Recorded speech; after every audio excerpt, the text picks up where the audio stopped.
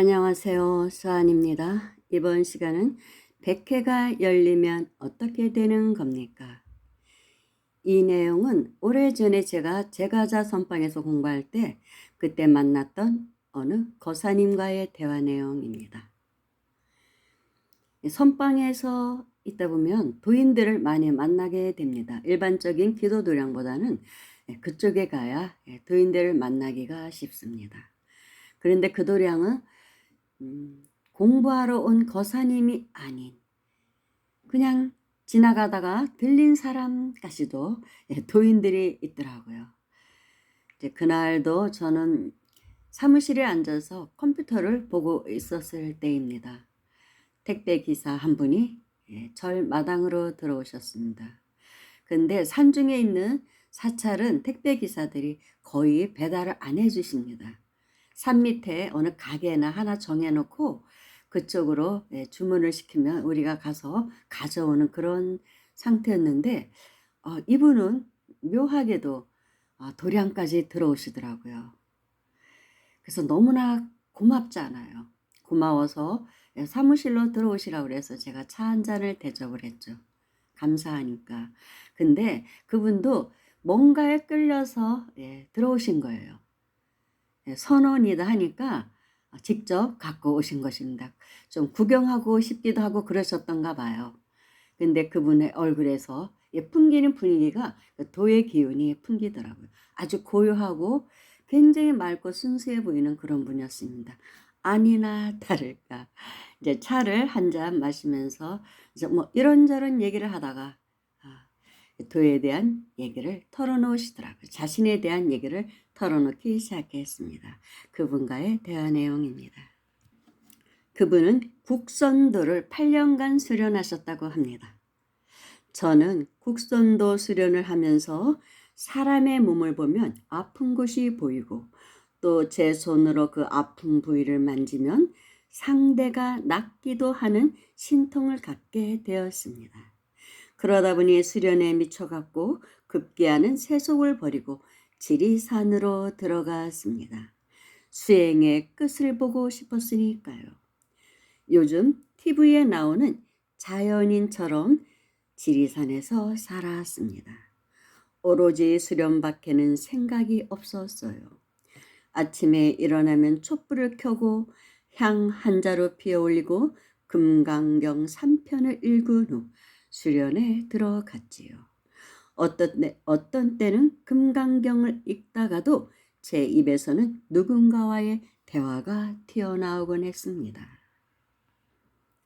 검은 물체가 눈앞에 휙휙 지나가기도 했습니다. 그럼 일종의 영혼과의 대화인가요? 뭐 그렇다고 볼 수 있지요. 어떤 때는 죽은 영혼만이 아닌 현재 살아있는 생명이 눈앞에 나타나서 대화를 하기도 했다 합니다. 뭐 그런 경우도 있다고 영능력자 어느 분도 말씀하셨어요. 생명이 나타나기도 한데요. 천도제를 지내면 죽은 영만 오는 게 아니라 생명도 온다는 얘기는 제가 들었었습니다. 다시 이제 그분의 말씀입니다. 누가 보면 미친놈이라고 했겠지요. 등골이 서늘하고 머리털이 쭈뼛하고 그랬습니다. 그런데 그렇다면 거사님 그렇게 수행해서 얻은 게 무엇입니까? 아무것도 없습니다. 세월만 낭비한 것이지요. 도로 나무함이 답을 말입니다. 허허. 한때는 많은 경계 체험을 하다 보니 제가 깨달은 줄 알고 착각을 했습니다. 그래요? 자신의 수행을 그렇게 세월을 낭비했다고 말씀하시다니 대단하십니다. 대부분은 자신의 수행 이력을 자랑하지 않습니까? 다 부질없는 짓입니다.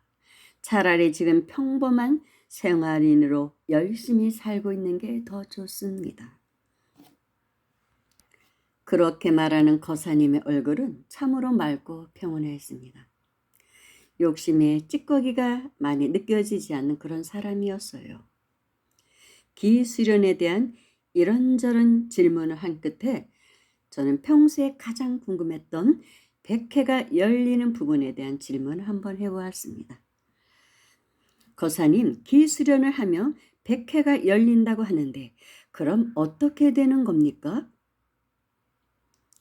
보통 사람도 늘 백회는 열리고 닫히고 합니다. 그래서 뜨거운 음식을 먹으면 백회 부분에 땀이 솟지 않습니까? 아, 네. 그런데 그렇게 단순한 의미 말고요. 그래도 기수련하는 사람들은 백회가 열리는 것을 대단한 경지로 얘기하는 것 같습니다. 하하, 지리산에 사입이 도사 많습니다. 그런 말에 쉽게 속지 마세요. 만약에 진짜 백회가 열리는 경지를 체험하였다면 자신의 몸 구석구석을 기운으로 만질 수 있고 병도 치료할 수 있으며 다른 사람에게 기운을 전해줄 수도 있습니다. 당연히 병도 낫게 해줄 수 있고요. 그런 경지가 아니라면 백회가 열렸다는 말은 다 뻥입니다. 제 몸 하나 못 다스리는데 어찌 백회가 열렸다고 장담을 합니까? 그런 건가요? 그럼 백회가 열리면 어떤 강한 기운, 즉 우주의 기운 같은 것이 들어오는 것입니까? 그렇지요. 하지만 그 기운을 감당할 몸과 마음이 만들어지지 않은 상태에서 기운이 들어오면 몸 다 망가집니다. 엄청난 전류가 흘러 들어오는데 몸이 견뎌내겠습니까? 때론 빙의가 되기도 하고요. 인생 결단 납니다. 그런데 상대의 아픈 부위가 보인다고 하셨는데 엑스레이를 찍듯이 뼛속까지 보이는 것입니까? 하하, 너무 소설 같은 얘기에 속지 마세요. 직관으로 보는 것이지요. 상대의 몸을 보면 그냥 알아집니다. 몸에 손을 대면 손이 알아서 그 부위에 가 있지요. 아, 그러면 마음의 눈으로 본다는 뜻이군요. 예, 그렇습니다. 다른 사람들이 어떻게 말하는지는 모르지만 수련자의 허황된 얘기에 너무 귀 기울이지 마십시오. 미국에 가보지 않은 사람에게 미국에 갔다 온 사람이 얘기를 하면 그 말이 진실이든 거짓이든 가보지 않은 사람은 믿을 수밖에 없겠지요. 남자들이 뻥이 여간 많습니까? 자기를 포장하고 뭔가 대단한 사람처럼 보이려고 과장해서 하는 얘기에 속지 마십시오. 그러면 거사님, 지금 제 몸 좀 봐주세요. 저 어디가 문제인 것 같은가요? 제가 이제 그렇게 질문을 드렸죠. 그랬더니 거사님은 웃기만 하고 말을 안 하시더라고요. 아프시면 병원 가시면 되죠. 하는 그런 표정이셨습니다. 아니, 어쩌면 굳이 이제 얘기를 피하신다는 느낌이 들었습니다. 사람들이 뭔가 신통한 힘이 있는 것 같은 사람에겐 달려드니까 그것을 피하기 위해서 말을 많이 아끼고 있는 듯했습니다. 다시 거사님의 말씀입니다. 저는 다 부질없는 수련했다는 생각을 합니다. 솔직히 그 힘은 제 가족 이외엔 쓰지 않으려 합니다. 다른 법이 아니거든요. 그건 술일 뿐이잖아요. 그 술을 익히겠다고 8년이란 세월을 지리산에서 낭비를 했으니 지금 이 고생 아닙니까? 돈도 없고요. 마누라 고생시킨 것 생각하면 후유. 보살님은 그런 수행할 생각 말고 마음 공부나 열심히 하십시오.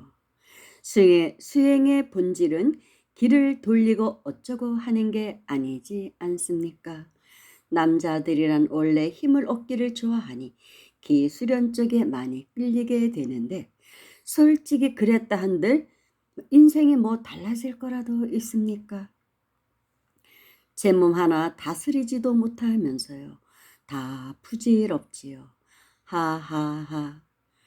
아, 저는 그런 수련은 안 합니다. 다만 궁금해서 여쭤보았을 뿐입니다. 그러자 거사님께서 저에게 질문을 하십니다. 보살님은 화두가 뭐라고 생각합니까? 저는 일념을 얻기 위한 방편이라고 생각하는데요. 생각에 끊어진 자리를 보기 위한 방편요. 네, 그렇게 말할 수도 있겠지만 저는 화두는 원점이라고 말하고 싶습니다. 화두를 잡고 있어도 솔직히 5분 이상 집중하기는 쉬운 게 아닙니다. 마음이 곧 돌아다니기 시작하거든요. 그때 알아차리고 얼른 원점으로 돌리기 위해 다시 화두를 챙기지요. 제 생각은 그렇습니다. 참선도량에 와서 이런 말하기가 참 거북하네요. 거사님이 이제 택배회사에 근무하시는 분이다 보니까 이제 배달을 나오신 중에 저와 그런 대화를 트게 된 게 좀 이렇게 거북하셨나 봅니다. 참선도량에 와서 특히 기수련 얘기를 하는 게 좀 눈치가 보이시는지 그만 자리를 뜨셨습니다. 그리고 이제 그분께서 이제 마지막으로 하신 이야기는 저는 저희 부인과 이렇게 사는 게 가장 행복합니다. 낮에 열심히 일하고 힘들게 일하고 저녁에 집에 가면 부인께서 차려놓은 밥상을 받고 같이 오손도손 이야기하면서 저녁을 먹는 그 시간처럼 행복한 게 없다고 말씀하셨습니다. 물론 이분의 말씀이 다 맞는지 저는 모르겠어요.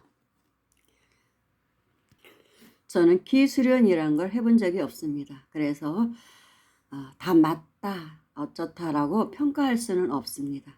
그렇지만 그냥 제가 수행 중에 만행이라고 볼 수도 있죠. 만행 중에 만난 그 중에 한 수행자와의 대화 내용을 전하고 있을 뿐입니다. 이분은 또 어떤 계기에서 그런 수행이 부질없다고 깨닫고 하산하셨겠죠. 어쩌면 어떤 한계에 봉착해서 그렇게 하셨다고 볼 수도 있죠. 더 나아가지 못하고 아무튼 지금 그렇게 사시는 게 그러면서 수련을 나름대로 이제 뭐 수행을 하시나 봐요. 그게 더 행복하다. 평범한 소시민으로 살면서 너무 허황된 얘기에 속지 말라. 이런 걸 강점을 두고 얘기를 하시고 이제 떠나셨습니다. 저는 너무나 궁금한 게 많아서 도인인 것 같다 느낌이 들면 막 이렇게 파고들고 대화를 나누고는 했습니다. 근데 제가 이런 방송을 하면 이 부분 수련을 하는 사람들도 반발심 갖는 분이 있을 겁니다. 그래서 제가 댓글을 차단한 것입니다. 그리고 이메일도 주소를 이제 삭제를 해버렸습니다.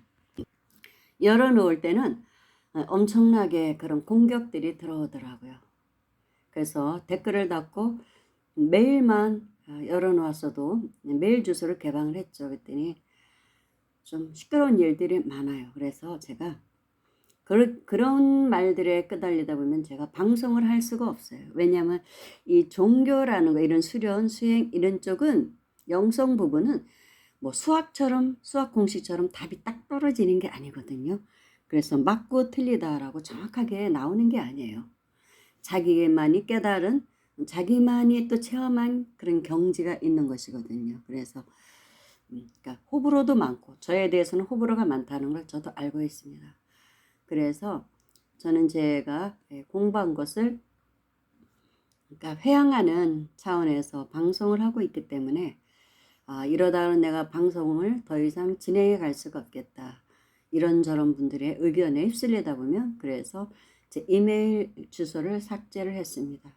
그래도 이제 제 블로그에 들어오시는 분들은 제 블로그 주소가 이메일 주소라는 걸 아시는 분들은 아시더라고요. 컴퓨터 잘 하시는 분들은. 그래서 간간히 보내오시는 분들이 있는데 그랬더니까 헐 제가 편해요. 삶이 편해요. 정말 힘들더라고요. 점점 구독자는 늘어가니까 당연히 또 편지 보내고 싶은 분도 많겠죠. 제가 일일이 거기에 답변할 만한 수준에 간 사람도 아니고 지금의 이 내용도 이분의 의견일 뿐이기 때문에 제가 답하기는 힘들어요. 그래서 메일을 제가 공개를 안 하는 것입니다. 그냥 저는 저 나름대로 수행하면서 조용히 살고 싶은 사람입니다. 누구 말대로 이름 없는 여인이 되어 어쩔 수 없이 수환이라는 이름은 갖고 있지만 제 실명을 아는 사람은 없죠. 아무튼 이렇게 살고 있습니다. 감사합니다.